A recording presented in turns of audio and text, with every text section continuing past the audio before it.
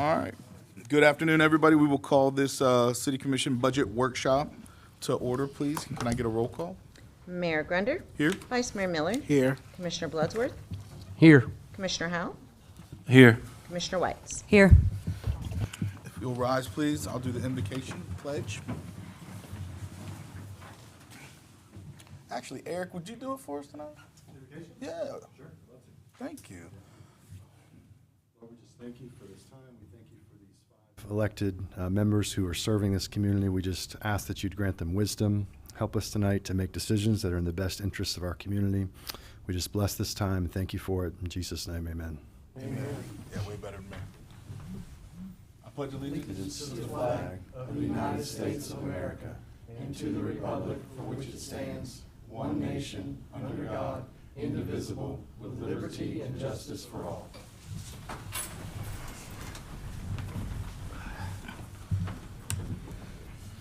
Okay, we will move on to overview of the following budgets, starting with IT. You're back up.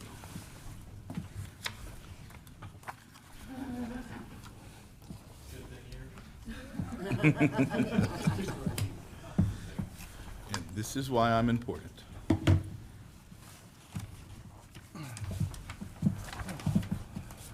Good evening.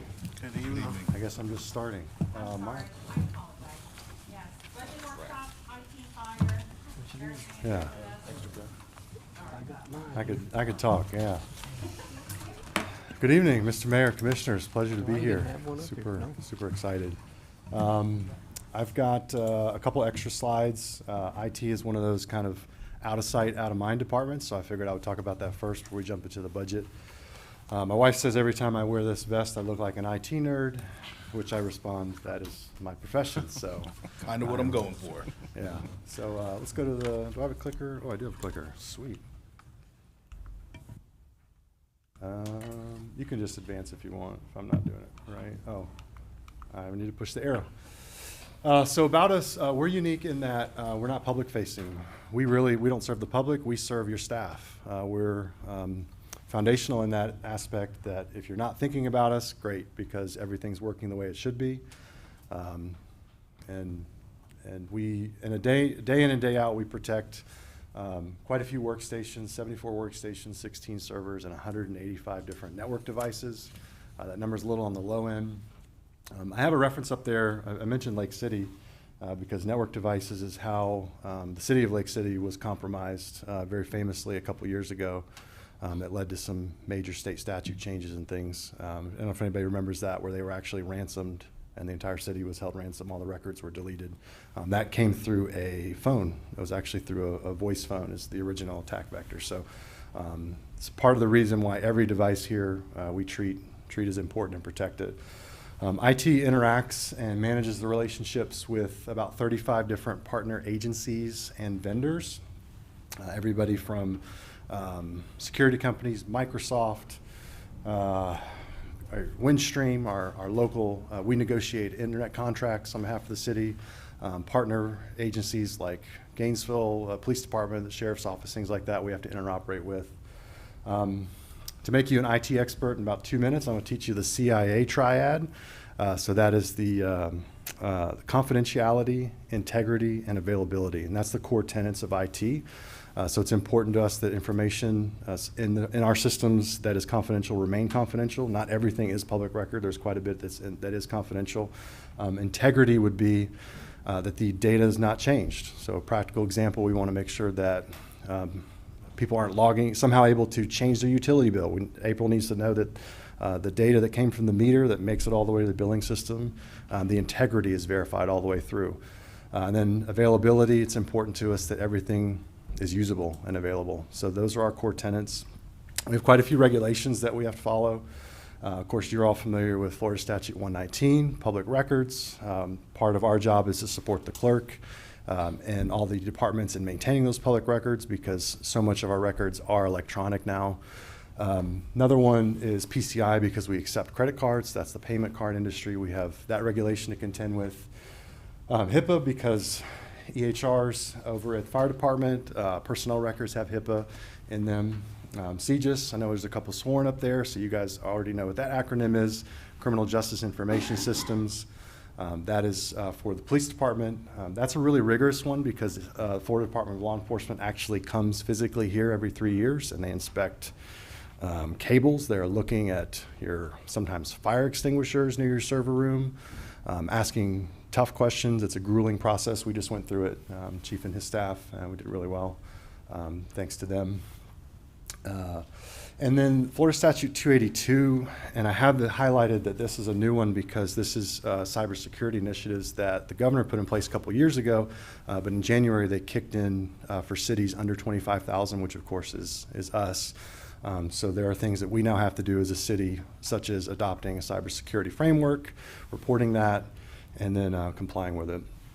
Just one quick note. In 119, there is there's a section in there that does exempt certain parts of cybersecurity from public disclosure. So there's a couple items I really can't talk much about. You know, obviously this is a public meeting, publicized meeting. That information can be available to you. Obviously, as commissioners, that's available, but there's certain things that are protected from public disclosure. And I'll talk a couple of those line items to understand a little bit more. So this is, we deal in tickets. Again, IT, out of sight, out of mind. So just really quick to give you an understanding of what we do. Tickets can be anything. This is major issues, major strategy issues, small things. Need my password reset. Last calendar year, we resolved about 1,392. Our average response time on those across all of them was 18 minutes from the time it's initiated to the time we respond and are working on it. And that's average. Sometimes faster, sometimes slower, but that's the average. Just to give you, I've got 5 tickets just to kind of highlight what our department does. I've got our what I call our funniest ticket. These are some awards I've given to some of our tickets we've worked. This one is for, we did an interview room camera setup over at PD, and the microphone just suddenly stopped working after a few months, and go to find the cable that's in the wall has a little cut in it. And we're thinking, who in the world in this department took some scissors in the wall? Okay, we have a rodent. And so we replaced it, and our engineer, the technician of ours that went and replaced it, stuck his head up in the ceiling tile and found the rodent. He met face to face with them. So I would like to publicly advocate for a new PD headquarters. I know that's on, but that's probably one of the funniest ones we worked. The strangest one, this was just a couple months ago. YouTube, Google decided to just delete the city's YouTube account, just arbitrarily. And if none of you knew that, then that's great. We did our job. It was good. It was down for 2 days, maybe 1.5. It was a strange thing. We've heard of Google doing it where they basically just deactivate a bunch of accounts, and that's what they did. It was the former clerk, the current clerk, the PIO, everybody who had access to administer that account. They just deactivated all their accounts, and we had to jump through some hoops for a day or two, and we got it resolved. And yeah, so those are the kind of things that IT sometimes has to deal with. The most expensive ticket we've dealt with, this was in 2018. The city was actually struck by lightning twice, a month apart, PD. It was about $22,000 in damage in 2018. The municipal insurance, by the way, paid that and did replacement value on it. Don't ever change insurance providers. They are incredible. Biggest save, this is one that I just can't talk enough about. So we were brought in, of course the city has taken on AMI and a customer portal integration, and we were brought into that discussion, say, hey, we need to make this connection work. And our current billing software said, hey, well, that doesn't work. We can't use that. Like, okay, well, we've just signed, we're doing this, what are your options? They said, well, you can switch to our cloud product.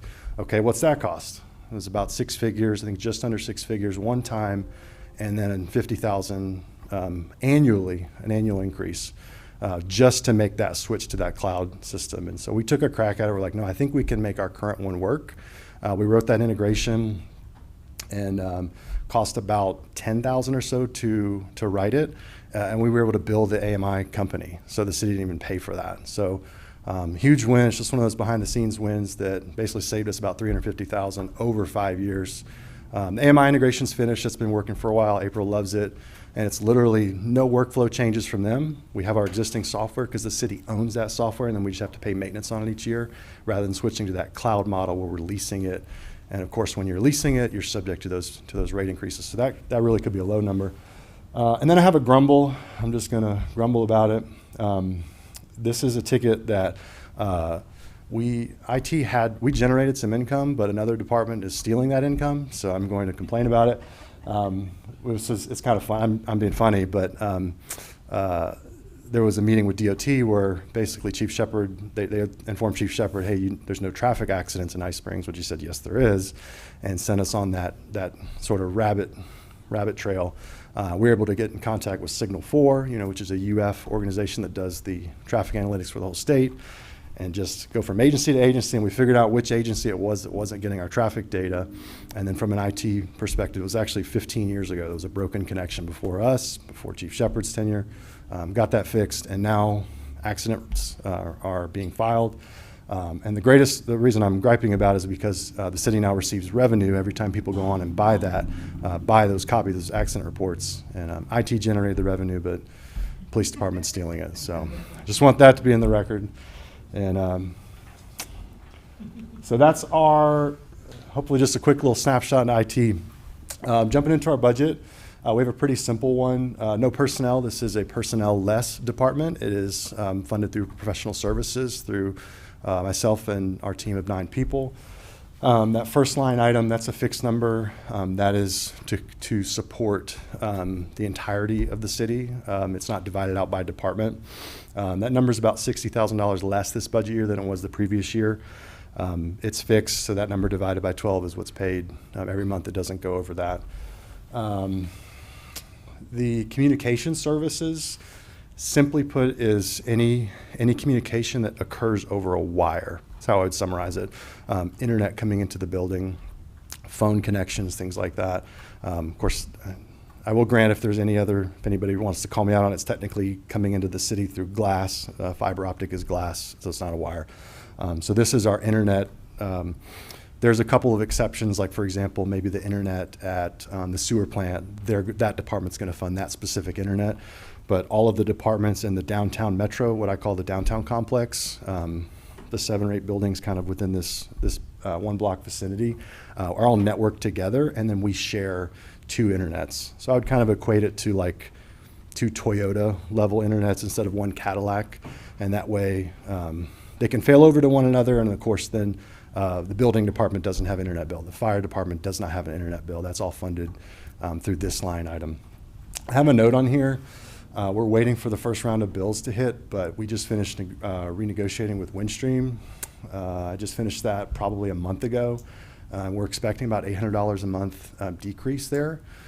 It was a chore because some of those bills are 40 years old and they won't even tell you what some of the items are, and if you want to cancel it, kind of at your own risk. So I'm really hoping that those bills come in before the next budget year so I can reduce that item, whatever 800 times 12 is. Email expense. There's actually a little bit of a error on this where that number is actually supposed to be 10,000, and there's a line item further down that's 10,000 less. So this budget is not as a whole different. It's just one item. It's just kind of a typographical error. That is all of our expenses that go to Microsoft that are not for police department. So that's going to be Exchange Online, all of your emails, all of our desktop applications. PD is separate because they have a lot of separate license requirements, so they pay for theirs on a separate line item. It should have the same name that's in their budget, but this is all the other departments are funded through that one. Other licenses, I have a note here that this is about protecting people. So this would be things like security awareness training, what we call a SIM, security information event management. That's monitoring, basically tracking user behavior. So a really good example would be like Impossible Travel. Okay, Commissioner Howell logs in High Springs and then 15 minutes later logs in New Jersey. That's called an impossible travel scenario. We would be alerted to that. So there's of course software that tracks that and logs all of that. And of course we would probably, most likely it's either a false positive or it's an attacker has gained access to his account. So that, all the software associated with protecting people is in that line item. Cyber liability insurance. I really want to be super cautious about this one. This one's specifically exempted. Coverages, deductibles, and information about that insurance is specifically exempted from public disclosure. I don't know if anybody's familiar with that type of insurance, but it is the insurance that kicks in the event of some sort of a cyber event, if the city were to experience something like that. If you wanted more information about the policy and what goes into that, we could consult with the attorney and have a different type of discussion, or I could just give that to you obviously directly, but that information and what's all entailed in that policy and how that works is specifically exempted. And of course you can imagine why once attackers know what that is, then you're a target. So the next is maintenance agreement computers. So whereas the first line item is about protecting people and protecting the staff, this one is about protecting machines. So this is going to, gosh, probably 15 different vendors. Some of it's, most of it we manage for you, so it's going to be backups, the storage to back up those computers, the licenses. We have a tremendous amount of data, from dash cam data to, the clerk's data. There's just a tremendous amount of data that we have here, and it needs to be backed up in multiple places to where if a hurricane wipes the whole place flat, we need to have some sort of a recovery strategy. All the security software that it requires to protect the computers, the multi-factor, all the things that a lot of our first responders would gripe about that we make them do, or staff gripes about we have to do, and I understand it. That's all funded through protecting devices in that one. That scales. If the city were to somehow only have 5 computers, that line item would shoot way down. So it scales with how many devices that we own, if that makes sense. Same with the other line. It would scale if our employment headcount were to go down, that first line item would go down. That kind of logic makes sense. Annual software maintenance, this is the one that's about $10,000 less. So this is a line item you'll see in quite a few departmental budgets. So if a department has software that's specific to them, so the building department, you've already listened to their presentation, they have CitizenServe. So they fund that software from their department, if that makes sense. If a department, it's specific to them, they fund it. If it's something that crosses departments, it's in ours. As of right now, the only thing that's remaining in ours is our social media archiving. So I don't know if you guys are familiar, but the state has contended that if a municipality engages in social media, everything with that social media is public record. Comments, even if they go and quickly delete them, that was a record we have to preserve. So we have software that we use to preserve all of that, and that's still funded through that line item every year. And it's going up because we're generating more content, and they've doubled it on us. But that number's, like I said, it should be about 7,000. Operating supplies, this is actually our replacement of computers, replacement of machines. So the strategy that we use is if a department generates a net new position, they fund that workstation. They fund the technology that's needed. Chief Shepard, if he were to add a new clerk, he also needs to fund the purchase of that computer, scanner, things like that as that position is created. And then as those devices and things wear out and need to be replaced or hit end of life, that becomes our responsibility to replace. So that's this line item. We use what's called an evergreen approach. If you're saying, hey, that's kind of a low number, the idea is we replace a little bit each year. We don't want to have a bunch of technical debt that is built up and say, hey, we need $60,000, $70,000 to replace all the computers. We just have a small amount that we do. Our strategy is generally to wait till closer to the end of the budget year to see what has failed. So obviously things that have failed would be replaced from there. And then things that had not failed that are on our list, those would start getting tackled next. So that's our operating budget in its entirety. Pretty simple. We have one capital item. This is computers and printers. This number for this year is a server purchase. So when it comes to disaster recovery, there's 2 really important components. There's RTO and RPO, so recovery time objective and recovery point objective. So just scenario, tornado wipes out the city. What is the time that it would take in order for us to have everybody operating again? That's obviously a wild scenario. Let's give you an easier one. A server fails in the police department. That could happen. What's the time that it would take for us to get back up and running? So that's RTO.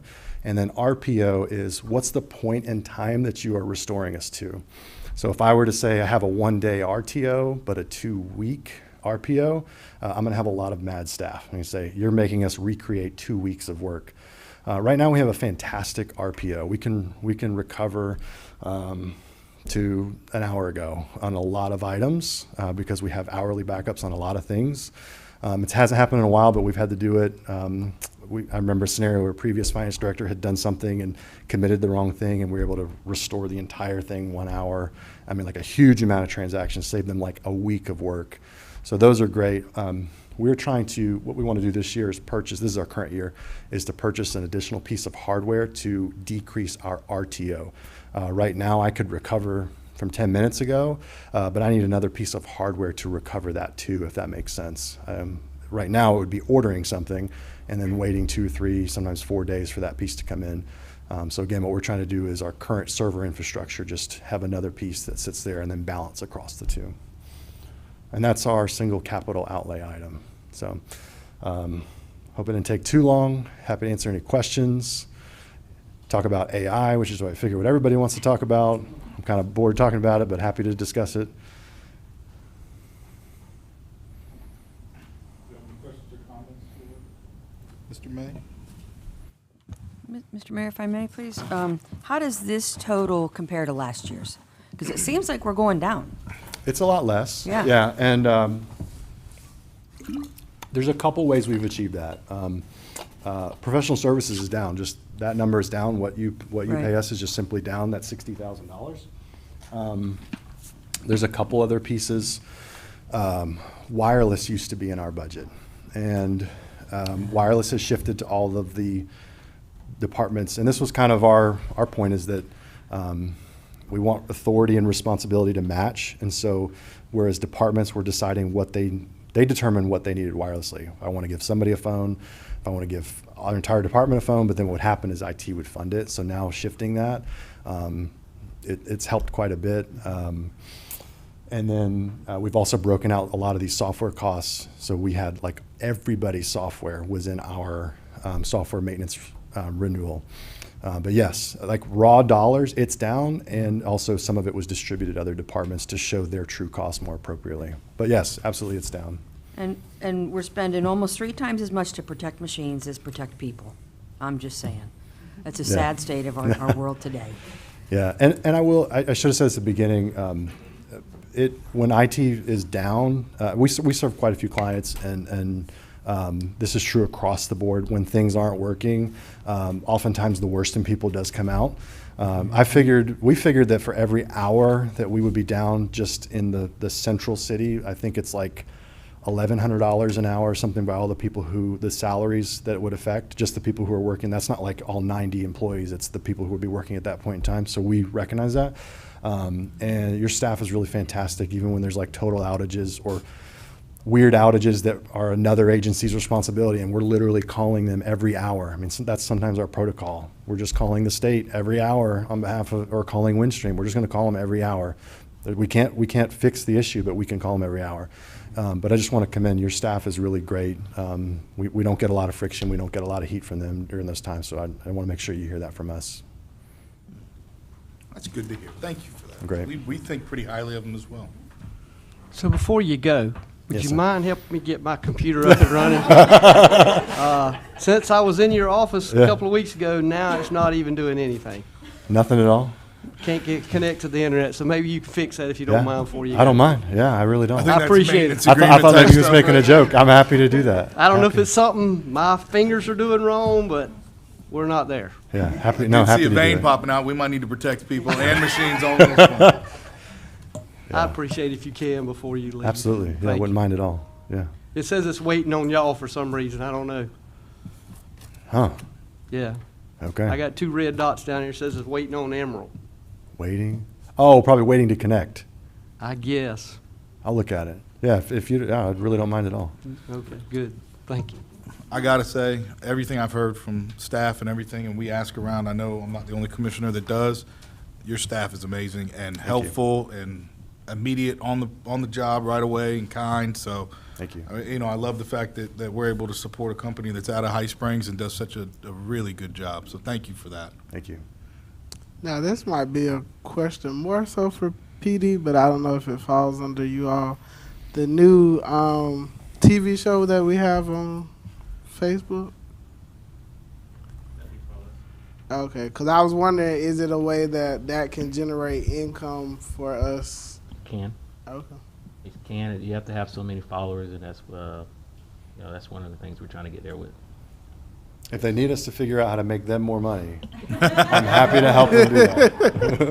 I never see this money over. I'll go on record of saying, anything you can do to get us more money, I'll take it. Yeah, Thank you, sir. cool. Anything else or good? Awesome. Just Commissioner Budsworth's computer. Yeah, I will. I will absolutely look at it. Cool. Thank you, sir. Yeah, I will. Cool, thank you.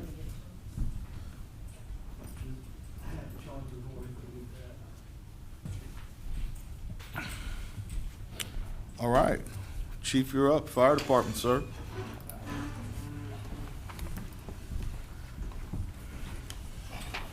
Good evening, Mayor Grunder, Commissioners. Yep, okay. Maybe I'll figure out how to do this. Hey, I got it right this time, the first time. What do you know? All right, so it's just going to go line item by line item, kind of explain where these monies are coming from, where they're going to, those kind of things. First and foremost, Alachua County agreement. When you look at the numbers there, Station 21 opened about 2 weeks ago, right? A week ago? About 2 weeks ago, Station 21 opened up, and we have seen a spike in calls that we normally would have been dispatched to, that we are no longer being dispatched to because it's closest unit response. So that is definitely going to make some kind of effect on these numbers for the county interlocal agreement. I do have a meeting with Chief Theus next Thursday to begin the process of negotiating our interlocal contract. So I'm looking at a couple of different other means to grab money from that contract. So that'll be happening here in the next couple weeks or so. We're going to start negotiations. Fire inspection fees, good news is that's probably going to go up a little bit because now I am 100% in charge of all the inspections in the city now. So now anytime we go out and to do an inspection, we're not paying the people aren't paying the county to do them, they're paying us to do them. So that's a really good thing, along with also the plans review fees. I'm sorry, I jumped one line, but plans review fees, those will all be coming into our department now also instead of into the county because we now control those also. So that should bump up a little bit. When we talk about fire assessment fees, we just had the fire assessment study done, and I'm pleased to tell you that we are able to move our cap as to how much total revenue we can collect, and I'll be bringing that to you probably the second commission meeting in June as a first reading of what we're looking at as far as fire assessment fees. At this time, we don't plan to raise the assessment fees for the public. However, for the residents, there will be an increase probably for the commercial buildings. So we are going to look at that, and I'm going to present that to you in the June 12th meeting, I believe it is. Interest earned, that's interest earned miscellaneous revenue. That's the supplemental compensation that the state sends us reimbursement for. If the state has a program where if you hold a degree, an associate's degree or a bachelor's degree, the state gives you extra money as a firefighter per month for holding those particular degrees, and then we submit for reimbursement and they reimburse us for what we've paid out. So this is kind of a cost neutral line item.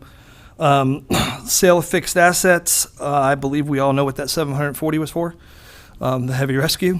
I don't think we're going to have any more fixed assets at that size to sell this year, so that'll be different.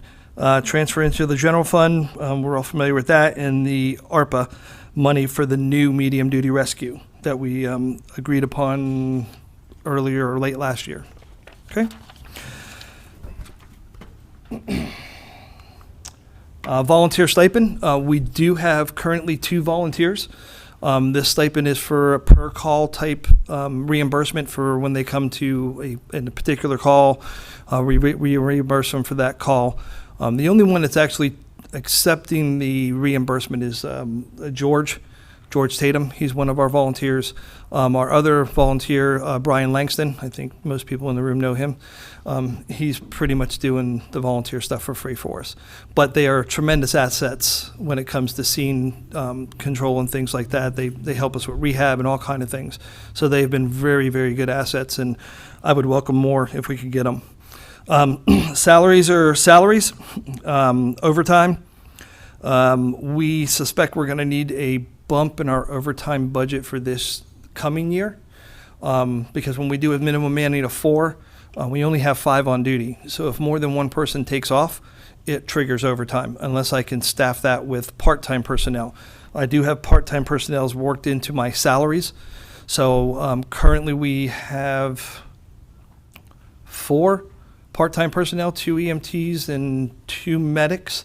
One of the medics is actually 2 medics that are part-time, but one's coming on full-time on June 2nd. And we like to draw from our part-time personnel for our medics. But their salaries are included in that. They get a hourly rate, no benefits, anything like that. And they're a tremendous asset for us. They're all dual certified, so they're either paramedics or EMTs, and they're firefighters. And that helps to ease the overtime budget a little bit. But we can only rely on them for so many times. So sometimes we have to bring overtime in.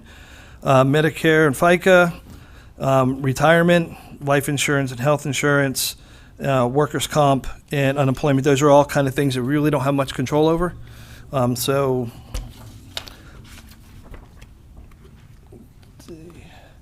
training and travel, we use this line item for things like classes that our firefighters want to take to advance their career. Some conventions and conferences. Occasionally, I'll go to a conference or a convention, or I'll bring myself and one of our other officers to a conference or convention. So we use that kind of money for those kind of things.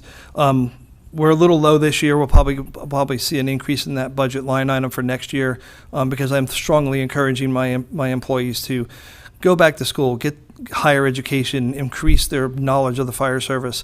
I'm trying to move us to a professional fire department where we have highly trained, highly skilled firefighters. We already do, but there's always that one little notch that we can go a little bit better. So I'm always encouraging them to better themselves and move forward with that. Research for paramedics and EMTs, that will not be in the budget for this year. It was in the budget for last year because that's an every other year expense. That's an expense that we didn't have prior to my tenure here. Every 2 years, paramedics have to pay, I think it's $45 to recertify their paramedic license, and EMTs have to pay $25. And up till now, it was on the employee to do it, and I feel if we're requiring them to have the certification, we should probably pay for it. So I added that line item in this budget year so we can make sure that they are able to get that paid for. Professional service medical director, we can't run ALS without this. This is for Dr. Jones to be our medical director. He's very responsive. Anytime I give him a call and ask him to come out and chat with us, or ask him for training, or just ask him about a call or about a scene or about a patient, he's very, very responsive. He's always willing to talk to us. He's always willing to come out and train with us. He recently did a training for us not too long ago, so he's always there to help us when it comes to the ALS part of our department. Fire assessment study. We pay for that study on a continual basis, so we don't have to pay for it all at once. Like I said, we just had that study done, and we do have a much higher max now than we did before. So, but we'll talk about that, I guess, a little bit more when we get to the to that portion of it, when we go to the commission meeting where I present that to you. Wireless, this number is going to go up this year because, like Eric said, they've moved wireless into the departments. So I'm pretty sure we pay more than $240 a year for my phone and Kevin's phone and whoever else has wireless stuff, because we have not air cards, but jet packs for our computers and things like that. So that will go up a little bit because we're now taking the extent of that. Communication services, that's for our dispatch center. It's a necessary evil. We can't go away from that, because if we don't pay that, we don't get dispatched the calls. If we don't get dispatched the calls, our citizens don't get the help they need. So that's something we really can't deal with. Utilities, kind of have really no control over that other than making sure that everybody's responsible with shutting lights out and making sure the AC is not too cold and things like that. I think we do a really good job doing that. Property and liability insurance, that's beyond our control. Repair and maintenance for the building. This is for things other than like the HVAC system. This is for the smaller things that go on with the building. If the toilet breaks or whatever, and we need to repair, a toilet or something like that, that's where this money comes from. Repair and maintenance vehicles, we are blessed to have some of the best vehicles on the road, especially with this new medium duty coming in. So our repair and maintenance for vehicles is pretty good. However, up to this point, we really hadn't had a established preventive maintenance program for our vehicles. It was kind of just, if something breaks, let's fix it. I'm stopping that. We're going to begin a aggressive preventative maintenance program where these things will be scheduled to be done. This way we can avoid those big ticket items from happening by actually doing some preventative maintenance on our vehicles ahead of time. So that'll come out of that budget line item. Repair and maintenance equipment. That number is as high as it is right now because that included our extractor or our big washing machine that we had that had sat there for 3 years that we now have installed and we are now operating and using. So that's great because now we don't have to take our bunker gear all the way down to Newberry to get it washed. We can do that in-house now. So that's why that number is a little higher. We are very blessed to have some of the newer, nicer equipment also. There are some things that will eventually need to be replaced. But for the most part, we have some really good, really solid equipment here. So we probably won't have to do many repairs and maintenance, more maintenance than repairs when it comes to the equipment. Email licenses, we are one of those departments that have the brunt of an email license. So that line item's in here, as Eric discussed. ALS state license, that's an every other year thing, so that'll be in there for this year probably. For us to renew our ALS license, we hold 3 licenses currently. Our little little light duty rescue, our engine, and our, what else is the tanker? No, not the tanker. Just 2. We only hold 2 licenses right now. That's correct. Our reserve engine was ALS. It no longer is. But when the medium duty comes in, we're going to remain ALS on the light duty, which is the smaller rescue we're using now. We will ALS our medium duty, and we'll have the engine will be ALS also. Let's see. Office supplies, that's just your paper and pens and that kind of stuff. Operating supplies, that's all the other stuff, like if the mower needs new mower blades, or if we need a bolt here and there, things like that. Most of the time, most of this operating supplies comes from Ace Hardware because we use them quite a bit to do all the minor repairs and minor stuff. Fuel, we have no control over that, and I really think our fuel in the state of Florida is bipolar because it's like 3 something one day and 2 something the next day. It's really kind of weird the way our fuel runs. But narcotics and meds, the county provides us with the majority of our medications as far as our ALS service goes, but there are certain things that they don't provide us with, like our narcotics. Right now, we currently only carry 1 narcotic on our truck. I'm in the process of moving to carrying 2 different narcotics. One we use for seizures and things like that. The other we'll use for pain management. So I am moving to add another narcotic to our truck. Employee uniforms. I hope you saw the last time my guys were in, they were all nice polo shirts, starting to look really nice. So we're trying to boost our image a little bit by not just being in t-shirts all the time. When we do presentations like this, I'd like to have them be in a nice uniform. So we're boosting that. This also includes all our t-shirts and all that kind of stuff. Software agreement. We do have quite a bit of software agreements. ESO, Lexipol. ESO is our report writing program. Lexipol is our program that we use for our standard operating procedures, standard operating guidelines, and Fire Rescue One Academy, which is part of Lexipol, but that also gives our firefighters the ability to go online. They get assigned tasks and they get assigned classes. They go online, they do those classes, and then once they do those classes, it goes straight to the state and they get credit for those classes. Also, what that's going to also do is help us track and manage our training records better. So when ISO comes in, they'll have a much better record keeping process when it comes to our training. That should lower our ISO rating a little bit, along with the water supplies. Dues and subscriptions, NFPA, things like that. Paramedic school, I'm highly encouraging my guys to go to paramedic school, and I would really like to sponsor them for that. So you'll see a line item when the new budget comes out. You'll see a line item for paramedic school to send them to Santa Fe to go to school. Chris Tatum is currently going this year. He's being sponsored by the city manager, and I would love to send one more. Once Chris Tatum gets done, I'll have 12 paramedics on staff, which means I'll only have 3 EMTs. We will be very well covered when it comes to medical and ALS. So my goal is to get to 95% if we can. Machinery, equipment, bunker gear, that is basically our capital line item. Bunker gear, we're probably not going to need all 3 sets of bunker gear this year, but we're going to put that in the budget just in case. My goal for machinery and equipment and bunker gear is that every year we buy 3 sets of gear. What that does is every 5 years, somebody gets a new set of gear.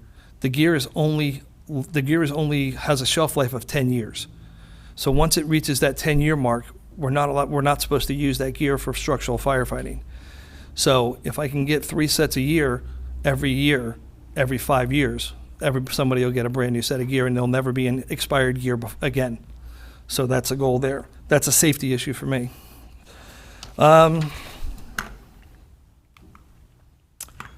Fire truck purchase, that's the medium duty that we're getting ready to get. The heavy rescue and pumper annual payment, that's going to be decreased by a little bit greater than half because we no longer are paying for the heavy anymore. So this is what the heavy and the engine combined, so that should go down. And then we paid off the heavy rescue. And that's what I have for you. Hope I didn't talk too fast.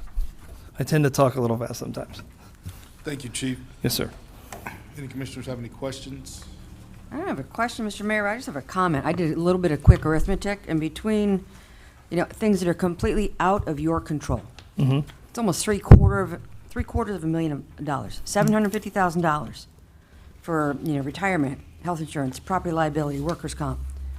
There's nothing you can do to and certainly your retirement. You guys are you're in the trenches, so it's going to be a lot. But that's a big part of your budget, and you have no control over that. So that's a lot.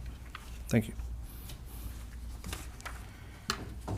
I think my question Diane, when did we farm out the wireless stuff that we were talking, that Eric was talking about, from their budget to everybody? That was last October, We right? just moved all the cell phones back to the departments this year.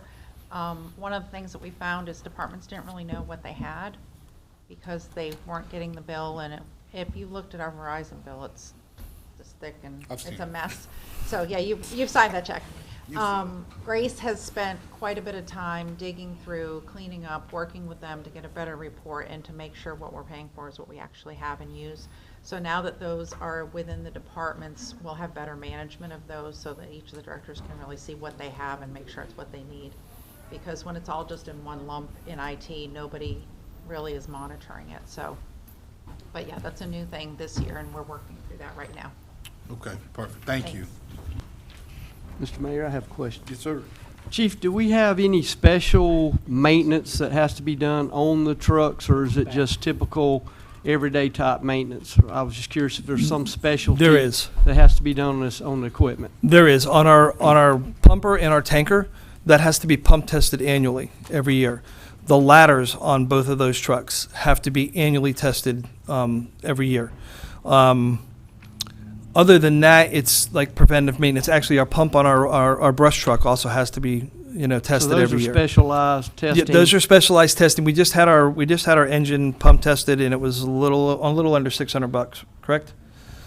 Somewhere in that area. Yeah, it was a little under $600 to have it pump tested. So that's an annual fee. Our ladders were about $500 All to this is test pretty our much ladders. OSHA required type Yep, stuff, it's right? all required under NFPA. So okay. and it's truly a safety issue too, because if we don't pump test, we don't know that if our pump that's the time for the pump to fail. You don't want the pump to fail when you're fighting fire. So to do an annual pump test, that makes sure that everything is running properly with that pump. So we want to make sure that we have that done every year. So, Gotcha. Thank you, sir. you're welcome. Anybody else? Any other questions? Okay, thank you, Chief. Thank you. Appreciate your time. Okay, I'll entertain a motion to adjourn the Budget